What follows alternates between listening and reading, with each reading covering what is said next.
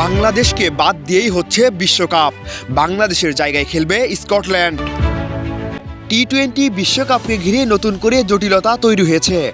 বাংলাদেশের অংশগ্রহণ নিয়ে অনিশ্চয়তার মধ্যেই বড় সিদ্ধান্তের পথে হাঁটছে আন্তর্জাতিক ক্রিকেট কাউন্সিল আইসিসি। বিশ্বস্ত সূত্র অনুযায়ী বাংলাদেশ যদি ভারতে অনুষ্ঠিতব্য টি-20 বিশ্বকাপে খেলতে যেতে অস্বীকৃতি জানায়, তবে র্যাঙ্কিং বিবেচনায় স্কটল্যান্ডকে বদলি হিসেবে অন্তর্ভুক্ত করার সম্ভাবনা রয়েছে। বিশ্বকাপ ঘিরে দোলাচল কাটছেই না। আইসিসি স্পষ্ট করেছে 21 জানুয়ারির মধ্যে সবকিছু চূড়ান্ত করা হবে। এই সময়ের মধ্যেই অংশগ্রহণকারী দল, ভেন্যু ও গ্রুপিং নিয়ে চূড়ান্ত সিদ্ধান্ত আসতে পারে। এদিকে বাংলাদেশ না থাকলে গ্রুপ পর্বের সমীকরণ পুরোপুরি বদলে যাবে।